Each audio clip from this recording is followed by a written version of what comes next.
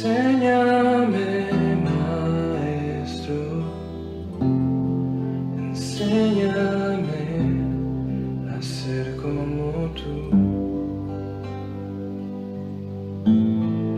Enséñame, Maestro, a ser como tú, oh mi Jesús. Seguir tus pasos.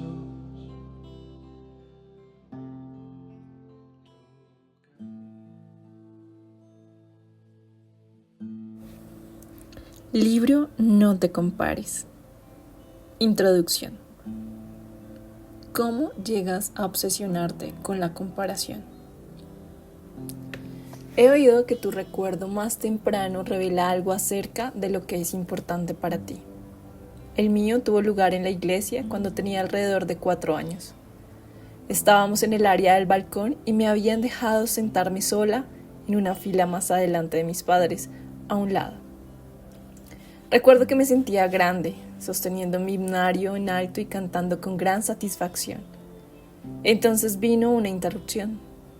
Me sorprendió una mujer detrás de mí que se inclinó para ayudarme a voltear mi himnario, que a ella le parecía que estaba al revés.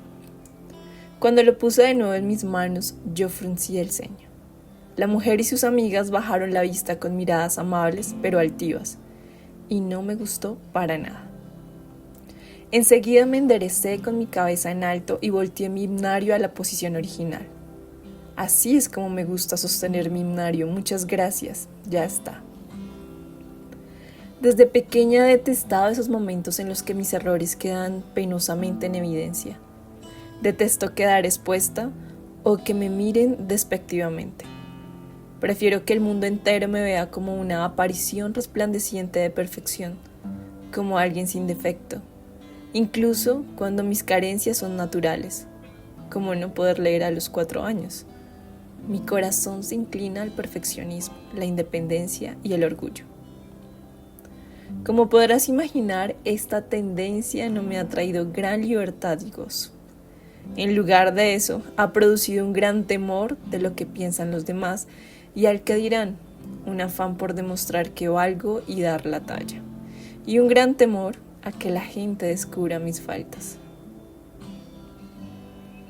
Estos miedos, afanes y temores me convirtieron en una mujer obsesionada con la comparación. Sentirse menos. Darla, una de mis amigas más queridas de la universidad, teníamos mucho en común. Nos reíamos por donde quiera que fuéramos. Sin embargo, existía una categoría a la que yo me sentía muy inferior a Darla: las citas amorosas. Darla tenía novios en serie. Si arrojaba un joven al fondo del mar, en menos de una semana ya tenía una nueva pesca. Yo, en cambio, tenía mucho menos experiencia en las citas amorosas. De vez en cuando algún joven me invitaba a salir y rara vez florecía una relación que duraba poco. Mientras que el calendario de citas de Darla tenía pocos días disponibles, el mío tenía muy pocos días ocupados. Nunca hablamos de ello, nunca le dije a Darla, ¿por qué atraes más a los muchachos que yo? Pero yo me lo preguntaba, ¿era más bonita que yo? ¿Era más entretenida su conversación? ¿Era más encantadora su personalidad? Yo no permitía que esas preocupaciones afloraran mucho a la superficie. Quería a mi amiga y no quería sentir celos de ella, de manera que oculté mis comparaciones internas. Definitivamente, yo no habría querido que mis fracasos sentimentales, especialmente comparados con Darla, salieran a relucir en público. Pero eso fue exactamente lo que sucedió. Un día, Darla y yo estábamos con un grupo de estudiantes en el apartamento de alguien, cuando se decidió que sería divertido jugar al juego de cuánto conoces a la persona con quien sales. Para jugarlo, varios novios del grupo se fueron a la cocina para anotar las respuestas a algunas preguntas, mientras sus novias esperaban en la sala. Cuando los muchachos regresaban, si las respuestas de las mujeres coincidían con las de sus novios, ganaban puntos. No había suficientes parejas, de modo que Darla y yo acordamos jugar como compañeras de habitación. Ella fue a la cocina y yo me quedé en la sala. Sonreí cuando Darla regresó junto con aquellos novios corpulentos, cada uno con un montón de tarjetas con las respuestas. Solo recuerdo una pregunta de ese juego que me dejó el ánimo por el piso. La pregunta fue: ¿con qué frecuencia sales con alguien? Estas eran mis opciones. A, al menos una vez por semana. B, una semana sí y otra no. C, una vez al mes. D, menos de una vez al mes. ¿Con cuánta frecuencia salgo con un muchacho? Prácticamente nunca. D era la respuesta obvia. Pero yo no pensaba revelar esa información en un recinto lleno de muchachos con quienes yo quería salir. Me aterraba la idea de ganarme la fama de la muchacha a la que nunca invitan a salir. Tenía pocos segundos para preparar mi respuesta y el raciocinio que rondaba en mi cabeza era algo así como: está bien, el año pasado salí con 1, 2, 3 muchachos creo, y con cada uno tuve alrededor de, veamos, unas 4 o 5 citas, es decir, unas 15 citas, más o menos. Digamos que 15, de modo que si se divide 15 por 12, eso es más de una cita al mes. En promedio, de modo que se puede decir que salgo con un muchacho más de una vez al mes. B, respondí confiada. Una semana sí y otra no. De inmediato Darla puso cara de desconcierto. Era su turno de voltear la tarjeta en sus manos y descubrir la respuesta, pero no lo hizo. Se quedó ahí parada entre todos esos novios con una mirada inquisitiva. De repente mi corazón se llenó de temor por pensar únicamente en la impresión que tendría otros de mí. No había tenido en cuenta que Darla no conocía mi juego secreto de multiplicación, racionalización. En el tono característico que se usa para corregir a un niño pequeño que miente, ella dijo: "Shh". Era evidente que nuestras respuestas no coincidían. Fue tan evidente que me arriesgaba a ser llamada la muchacha a la que nunca invitan a salir, pero finge que sí. Fue una verdadera tortura. Los otros esperaron en silencio, intercambiando miradas entre Darla y yo, mientras nosotras nos mirábamos fijamente. Podía adivinar por su expresión de robo que ella hubiera deseado que yo cambiara mi respuesta. Pero eso sería una tortura peor: quedar catalogada en público como la muchacha a la que nunca invitan a salir, pero finge que sí y luego lo confiesa. Era demasiado vergonzoso. No fui capaz. Después de esperar lo máximo posible, Darla levantó la tarjeta que revelaba la verdad. D, menos de una vez al mes. Fue un momento indignante para mí. Un grupo completo de mis compañeros había sido testigo de mi intento flagrante de exagerar mi historia de citas amorosas, para luego verla encogerse a su verdadera dimensión. Durante muchos años no hablé acerca del suceso, ni siquiera con Darla, solo cuando relataba anécdotas de mi vida universitaria para mi hija, que asiste a la misma universidad. En ese momento pude al fin hablar del tema y reírme de cómo mi vida sentimental quedó al descubierto. Mi hija rió, abrió los ojos y dijo: «Mamá, eso es horrible». Estoy de acuerdo, fue horrible. El desprecio por nuestra deficiencia. ¿Has tratado de ocultar una verdad acerca de ti? ¿Tienes recuerdos de décadas sepultadas en la vergüenza de las cuales no has podido hablar con nadie? ¿Has estirado la verdad como una banda elástica para lucir mejor, para luego sentir el azote en tu cara cuando se devuelve? Hay algo en nosotras que desprecia nuestra propia deficiencia. Detestamos que se nos considere menos. Ansiamos ser aceptadas y admiradas, no ignoradas ni excluidas. Queremos dar la talla y por ello caemos en el hábito de mirar al lado y lado para compararnos con otros. ¿Has visto esas cintas de medición láser que emiten una fina luz roja y dan medidas instantáneas? Cuando yo era adolescente y joven, mi mente era como una cinta de medir que nunca se apagaba.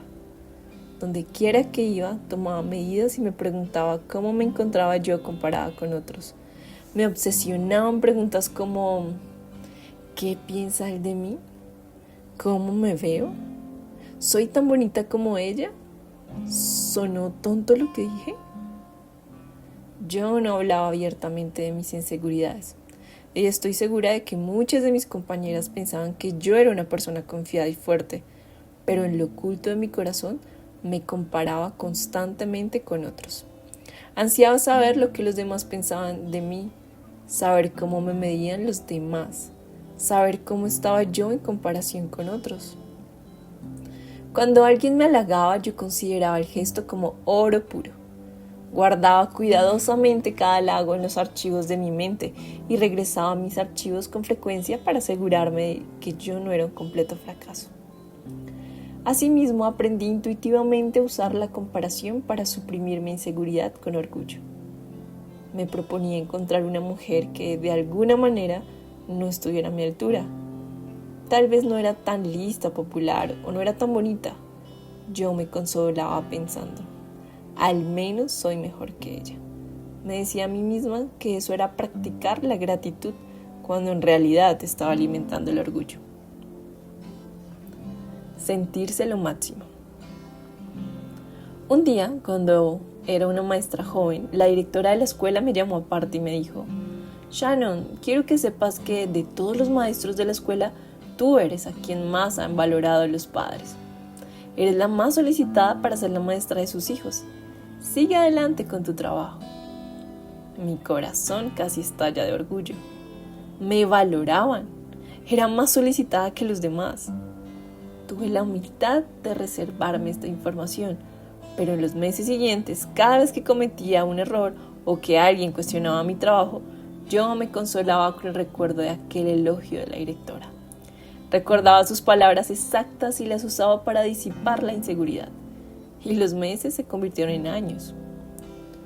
Me avergüenza pensar en cuántas veces repasé esas palabras.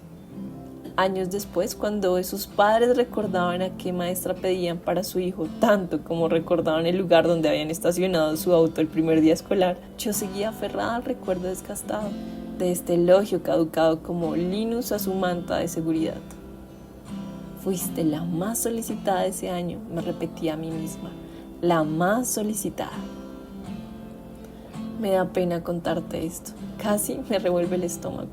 Aún más difícil es reconocer que la comparación todavía me atormenta. Todavía me preocupa más lo que las personas piensan que lo que Dios piensa. Y todavía busco instintivamente extinguir mi inseguridad con los halagos que me han hecho. Tan pronto como este libro salga, estoy segura de que me sentiré tentada a obsesionarme con los comentarios y las clasificaciones de Amazon. A propósito, las redes sociales tampoco ayudan en esto. Siento mucha compasión por los muchachos de hoy que crecen rodeados de información instantánea con la cual medirse con otros. Ni siquiera tienen que preguntarse qué piensan los demás. La prueba son Instagram y Snapchat. Siento compasión también por los adultos. Ya superamos la etapa de compararnos con otras mujeres en nuestro salón de clase, en la escuela. Ahora tenemos las redes sociales que nos bombardean con millones de mujeres al mismo tiempo, dándonos evidencia tangible con la cual medirnos. ¿Quién toma vacaciones mejores que nosotras? ¿Quién invierte más tiempo en manualidades y salidas con sus hijos? ¿Quién tiene la casa más organizada y moderna? ¿Qué hijo en la secundaria posa para selfies con la mamá, mientras el mío me exige en eventos sociales mantenerme tan lejos como un campo de fútbol? He aprendido que la comparación es como una droga. Cuanto más nos comparamos, más queremos compararnos. Constatar si damos la talla se convierte en una obsesión. Con los teléfonos siempre en mano, es prácticamente imposible pasar una tarde sin revisar nuestro récord de visitas, me gusta y comentarios. La comparación tampoco es algo que mantengamos aislado de los demás. Es algo que penetra cada área de nuestra vida y nos persigue en cada etapa. Compararnos desde cuando éramos madres jóvenes hasta que somos abuelas, desde que éramos nuevas en un trabajo hasta que nos jubilamos, desde que éramos recién casadas hasta que celebramos el aniversario 50. Sencillamente no podemos dejar de hacer esto que nos roba el gozo, que agota nuestro sentido de valía personal, que nos frena. No podemos parar de jugar el juego de la comparación. ¿Es realmente un juego? Es irónico que llamemos la comparación un juego, porque estoy segura de que Satanás la considera una estrategia de guerra que usa en nuestra contra. Permíteme explicar por qué lo digo. La comparación produce dos resultados. A veces nos comparamos y nos consideramos superiores, lo cual conduce a orgullo, egocentrismo, obsesión con las metas, perfeccionismo, juicio y crítica, arrogancia exagerada, obsesión con el logro. Y otras veces nos comparamos y nos consideramos inferiores, lo cual conduce a humillación, complejos, temores obsesivos, resignación, inseguridad, sentimiento de indignidad, vergüenza, autodesprecio y celos. Yo no quiero caracterizarme por ninguna de estas cosas y supongo que tú tampoco. Son vicios verdaderamente feos de los cuales preferíamos librarnos. Nos mantienen cautivas a veces por décadas, lo cual es precisamente lo que Satanás quiere. La comparación no es un juego, es un ataque. Y si hemos de escapar de ella, tenemos que reconocer nuestras ideas equivocadas y el hecho de que el enemigo nos impulsa a creerlas. Siempre que escuches una voz que diga, mira, esa mujer es mucho más delgada que tú, recuerda que no es Jesús quien habla, sino tu enemigo. Y cuando oigas una voz que dice, fíjate, ella no tiene ni idea de cómo vestirse, recuerda que no es Jesús quien habla, sino tu enemigo. El Rey Jesús. Tal vez hayas oído la famosa cita atribuida al presidente Theodore Roosevelt. La comparación es el ladrón del gozo. Y si te pareces a mí, esperas que las escrituras respalden esta idea. Pero no es así. De hecho, con frecuencia digo que Jesús nos invita a comparar. ¿Te parece difícil creerlo? Cuando Jesús vino y anduvo en sandalias por caminos polvorientos y compartió nuestras comidas, nuestras historias y nuestro dolor, Él encontró mujeres obsesionadas con la comparación, mujeres llenas de celos, arrogancia, complacencia y vergüenza como nosotras. Aún así, Jesús no les enseñó a renunciar a toda comparación. Antes bien, muchas de sus elecciones incluyeron comparaciones explicativas. Piensa en las historias que Jesús contó sobre el buen samaritano, el fariseo y el cobrador de impuestos y los edificadores sabios y necios. Jesús también comparó a las personas en la vida real, como cuando una viuda ofrendó un par de monedas insignificantes y Jesús dijo que ella había dado más que los demás. O cuando Marta protestó porque su hermana no ayudaba en la cocina y Jesús dijo que María había escogido la mejor parte. Jesús usó constantemente comparaciones e historias acerca de la comparación para enseñar una manera diferente de ver las cosas. En el mundo existe una manera particular de sopesar las cosas. Existe un sistema establecido que funciona de la siguiente manera. Si quieres ser alguien a los ojos del mundo, tienes que superar a alguien más. Si quieres recibir honra, tienes que buscar tener la delantera. Si quieres ser importante, tienes que demostrar que tienes más y que eres más. En pocas palabras, tienes que dar la talla. Y por la manera en que todas nos enredamos tratando de lograrlo, es evidente que hemos tomado nota y acatado la orden. Sin embargo, déjame decirte lo que pasamos por alto. Este mundo lleno de medidas junto con el que mide Satanás son dos grandes enemigos de Dios. Por cuenta de su enemistad contra Dios, estos dos enemigos me tientan a vivir conforme a las reglas del mundo, a sus juegos y a sus trucos. Y existe un enemigo más, el yo. Porque mientras el mundo y el diablo me incitan a jugar el juego de la comparación, mi realidad es esta. Yo quiero jugar, yo quiero ser celosa, yo quiero ser la primera, yo quiero protestar cuando alguien lleva la delantera. Con todo, cuando cedo mi deseo pecaminoso de dar la talla, me vuelvo partícipe de un sistema mundano gobernado por un tirano malvado que quiere destruirme. Un día muy pronto Jesús regresará para establecer su reino y en aquel día todo cambiará. Todo el mundo va a restaurarse bajo el reinado del Rey Jesús. muchos que son ignorados, despreciados y considerados últimos en esta vida serán los principales en la vida venidera. Jesús nos invita a vivir ahora de la manera en que desearemos vivir entonces, rechazando nuestras ansias de compararnos y procurando obtener las recompensas de su reino, en lugar de afanarnos por las recompensas del mundo que se desvanecen. Cabe aclarar que no nos libraremos por completo de esta batalla con la comparación hasta el día que Satanás sea expulsado y todo sea hecho nuevo.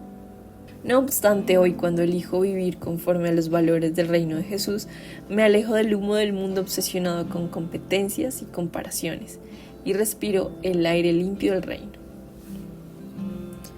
Comparaciones instructivas que hace Jesús. De acuerdo, pero ¿cómo puedo cambiar esto? ¿Cómo me niego a la comparación y abandono la obsesión de medirme? ¿Cómo sigo a Jesús a cambio? De este modo, aprendo a escuchar la voz de Jesús.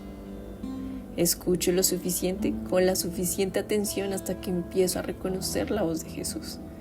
Tanto que cuando escucho algún mensaje que dice no vales o empiezo a pensar tú eres mejor que ella, discierno lo suficiente para decir eso no es lo que diría Jesús. Cuanto más escucho a Jesús, más sopeso lo que pienso. En vez de entretener ciegamente las ideas pecaminosas y egocéntricas, empiezo a reconocer el siseo del enemigo en mis propios pensamientos.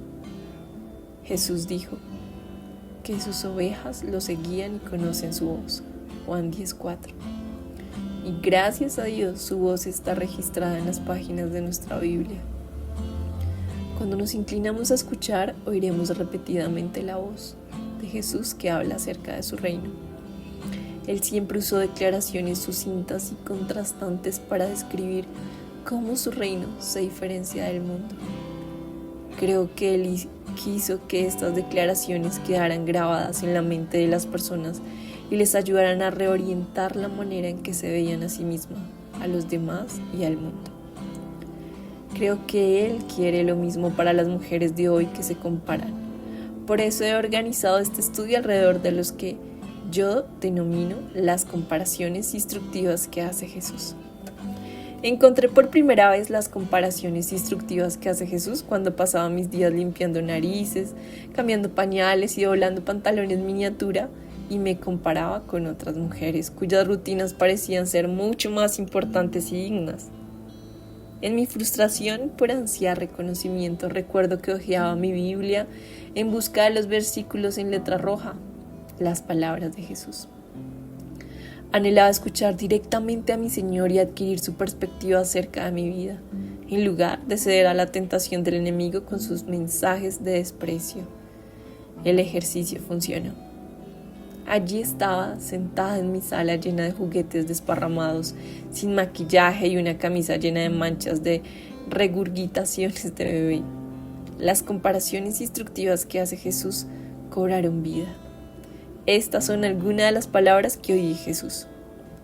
La mayor de ustedes es la que sirve. La que sea exaltada será humillada y la que se humilla será exaltada. La que es primera será la última y la que es última será la primera. Me intrigaban esas palabras. Me propuse en mi corazón experimentar la grandeza que no dependía de un salario ni de un título. Sí era cierto que yo podía convertirme en una de las grandes del reino simplemente inclinándome a servir. La sala de mi casa era el punto de partida perfecto. Saqué un cuaderno de notas y empecé a hacer una lista de las enseñanzas revolucionarias de Jesús. Mientras estudiaba me di cuenta que Jesús no lanzaba al azar sus comparaciones instructivas, sino que las entretejía cuidadosamente en las historias y en las conversaciones con personas que, como yo, se comparaban. Jesús respondía en tiempo real a personas reales que comparaban su pecado con el pecado de otros, comparaban su riqueza y sus posesiones, comparaban su apariencia, comparaban su servicio a Dios, comparaban su estatus o posición social. Escuchar estas interacciones entre Jesús y las personas propensas a compararse en siglos pasados fue como encontrarme a mí misma en la Biblia. Me vi retratada en los discípulos que ansiaban reconocimiento. Me vi retratada en los fariseos que llevaban ropa llamativa para ser vistos. Me vi retratada en el cobrador de impuestos que sentía vergüenza de su pecado. Me vi retratada en el hombre que no quiso entregar sus riquezas y convertirse en un hombre común. En cada caso tenía mucho que aprender de este reino revolucionario de Jesús. Aunque mis hijos ya dejaron atrás los pantalones pequeños que yo acostumbraba a doblar, las enseñanzas de Jesús me acompañan continuamente hasta el día de hoy. Ahora mi sala de estar está ordenada, los salarios y los títulos son la norma, pero todavía soy propensa a compararme. Más que nunca necesito protegerme de mi enemigo invasivo escuchando la voz de mi pastor. Volver continuamente a las comparaciones instructivas que hace Jesús es como si alguien enderezara mi nario en mis manos como cuando tenía 4 años. No puedo decir que sea un ejercicio cómodo ni sencillo. Muchas veces es humillante. Sin embargo, reorientar mi perspectiva conforme a la de Jesús es lo que calma mi corazón y restaura mi confianza y mi gozo. Una vida libre de la tiranía del yo. Si tienes esta lucha de medirte y compararte con otras personas, te invito a que me acompañes en un estudio de 6 semanas acerca de las comparaciones instructivas de Jesús y las historias y conversaciones que incluyen. Sugiero que tengas a mano un rotulador rojo para que puedas marcar tu libro y tu Biblia cuando encuentres las comparaciones instructivas que hace Jesús. Te sorprenderás cuántas veces aparecen y te asombrará la manera en que estas declaraciones tan intensas como la tinta roja pueden reorientar tu manera de pensar y ayudarte a verte a ti misma y a los demás desde la perspectiva del reino. A lo largo de nuestro estudio juntas observarás un tema clave. La comparación en la que quedo atrapada es completamente egocéntrica. Cuando entro en un recinto puede que mire a otros, pero mi enfoque siempre está en mí. Me proyecto y asumo una determinada actitud, me encojo y evito. Sin importar hacia dónde me dirija, estoy pensando en mí y me obsesiono con evaluarme, lo cual es agotador. En cambio, si entro en un recinto lleno de personas con la mentalidad de Jesús, libre de egocentrismo, puedo sencillamente enfocarme en otros que están presentes. Por supuesto, me percataré de lo que es diferente en mí, pero mis diferencias no me añaden ni me quitan valor, sino que me ofrecen oportunidades únicas para servir. Exaltar a Dios y a los demás con lo que tengo y con lo que soy me permite ocupar un lugar al cual pertenecer, y eso no es agotador, sino emocionante. Vivir libre de egocentrismo es lo que me guarda de caer en la comparación que se obsesiona con poner el yo primero. Cuando pongo a una persona primero que yo, de manera natural dejo de intentar sobrepasarla, y cuando la exalto al mismo tiempo dejo de mirarla con desprecio, y cuando me inclino a servirla olvido compararme con ella. La comparación libre de egocentrismo mira a alguien y dice: ¿qué puedo ofrecerle a esta persona que nadie más puede ofrecer? ¿O de qué manera ha dotado Dios a esta persona para ayudarme a crecer? Cuando yo celebro mi propia singularidad y rehúso sentirme amenazada por la singularidad que observo en otra persona, mi vida experimenta una transformación total. Cuando no estoy atada al temor de no dar la talla ni al orgullo de ser la primera, puedo disfrutar de las relaciones con otros, puedo compartir mis dones y puedo disfrutar a Dios como nunca imaginé que fuera posible. Puedo vivir libre de la tiranía del yo. Y esto significa vivir libre de inseguridad, libre de celos y envidia, libre del aguijón de no dar la talla, libre del egocentrismo, libre de la lucha incesante de sobrepasar a otros o ser la primera, libre para ser la persona única que Dios quiso que yo fuera, libre para animar y alentar a otros, y libre para dar de mí y servir a otros con gozo. Por supuesto, esto es exactamente lo que Satanás no quiere.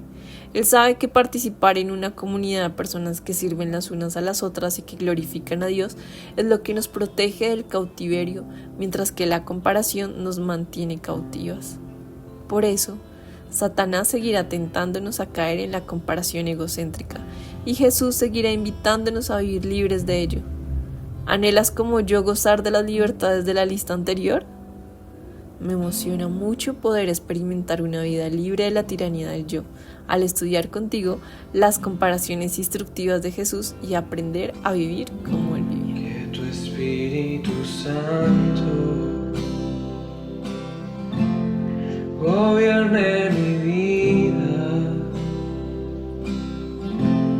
se exprese libremente por todo mi ser.